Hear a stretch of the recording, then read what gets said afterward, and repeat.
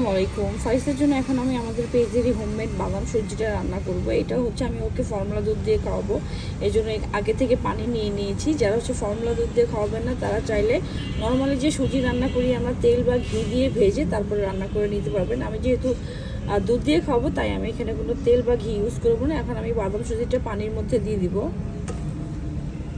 আর আমি কিন্তু এটার সাথে তাল মিষ্টি আগেই করে নিয়েছি, ব্লেন্ড করে নিয়েছি। সো এই তো এখন আমি সুজিটা দিয়ে দিব। আমি 2 চামচ রান্না করবো, বেশি না। আপনারা চাইলে তাল মিষ্টিটা হচ্ছে আলাদা করে দিতে পারবেন। আমি একবারে গুলিয়ে নেই কেন, আমার সুবিধার জন্য, যাতে রান্না অনেক তাড়াতাড়ি হয়ে যায়। আমি চুলায় বসিয়ে দিব। তাল মিষ্টিটা দিয়েছি কারণ তাল মিষ্টি দিলে অত মিষ্টি লাগে, তো ও হচ্ছে তখন খায়। আর দুধের সাথে দিব, মনে করবো যে দুধ খাচ্ছে তাই দুধের সাথে মিলাই দিই। এমনি দিলে খেতে চায় না, এই জন্য হচ্ছে আমি দুধের সাথে মিলাই ফিডারের মধ্যে দিয়ে দিব।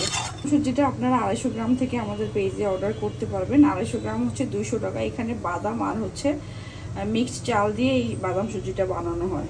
তাল মিষ্টিটা হচ্ছে আলাদা করে নিতে পারবেন। আমি তাল মিষ্টিটা এখানে একবারে ব্লেন্ড করে নিয়েছি। মিষ্টি এটা দুলাল চন্দ্রভারের অরিজিনাল তাল মিষ্টি। এটা আপনারা আমাদের পেজেই পেয়ে যাবেন। এটা হচ্ছে 500 গ্রামেরটা। এই যে ফর্মুলা দুধটা গুলিয়ে নিয়েছি। ফর্মুলা দুধ তো আপনারা সবাই জানেন, 30 মিনিটে 1 চামচ এরকম করে গুলিয়ে নেবেন। আমি এখানে যতটুকু নিব অতটুকু নিয়ে নিয়েছি। এরপর হচ্ছে আমি জাস্ট বাদাম সুজিটা হওয়ার পর ঠান্ডা হলে আমি এটা মিক্স করে নেব।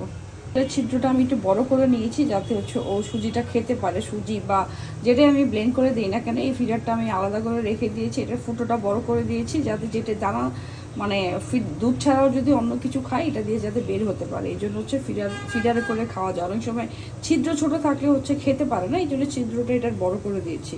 যেটা বলক চলে আসছে 5 থেকে 6 মিনিটের মতো লাগে, যেহেতু এটার মধ্যে চাল দেওয়া থাকে। সিদ্ধ হতে একটু সময় লাগে, বাট হয়ে যায়। এই যে কিন্তু মোটামুটি হয়ে গিয়েছে। আর আমি একটু পানি থাকতে নামাই ফেলবো, কারণ এটা হচ্ছে যদি নামাই ফেলি, নামানোর পর ঠান্ডা হলে এটা কিন্তু আর একটু শুকিয়ে যাবে।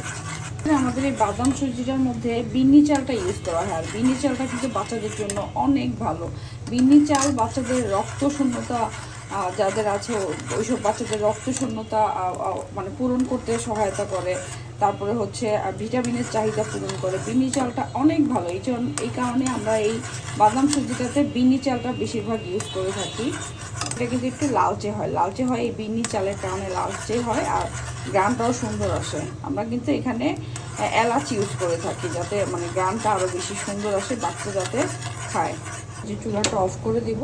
আপনাদের বাচ্চারা যারা হচ্ছে চামচে করে খায় তারা একটু শুকিয়ে তারপর চামচ বাটিতে করে চামচে করে খাওয়াতে পারবেন। ফাইসটা তো চামচে করে খায় না, এই জন্য হচ্ছে কষ্ট করে একটু ফিডারে করে খাওয়াতে হয়। এই আমি এখন ফিডারে ঢেলে নিব। লিকুইড করে দিয়েছি যাতে হচ্ছে ফিডারের নিপল দিয়ে বের হয় দুধটা। বেশি গাঢ় দিলে আবার দুধটা বের হবে না। এই তো ঘুমাচ্ছে, ঘুমের মধ্যে যদি খায় তাহলে দিয়ে দিব। এই যে রেখে দিলাম। আর আরেকটা কথা, আমি আরেকটা টিপস দিয়ে দিচ্ছি। আমি সাউন্ড আস্তে আস্তে করে বলতেছি কারণ ফাইসটা নয়তো উঠে যাবে। বাচ্চাদের ঘুম পাড়ালে সবসময় হচ্ছে এই ঘাটটা সোজা করে ঘুম পাড়াবেন। এই জিনিসটা ফাঁকা থাকলে কি হয় দেখুন, অনেক বাচ্চাদের, ছোট বাচ্চাদের বিশেষ করে গলার মধ্যে লাল লাল হয়ে থাকে এইখানে বাতাস না ঢুকলে। সো আপনারা যাদের ছোটো বাচ্চা তারা চেষ্টা করবেন গলায় একটু গ্যাপ রেখে তারপরে বাচ্চাদের শোয়াতে, তাহলে দেখবেন লাল লাল যে র্যাশ হয় ওই জিনিসটা হবে না। আর ওদের নিঃশ্বাস নিতে খুব আরাম লাগে, প্লাস ওরা ঘুমিয়েও আরাম পায়। এটা অনেকেই জানেন, আবার অনেকেই জানেন না, এই জন্য হচ্ছে আমি এই টিপসটা দিয়ে দিলাম। তো সবাই ভালো থাকবেন, সুস্থ থাকবেন। আল্লাহ হাফেজ।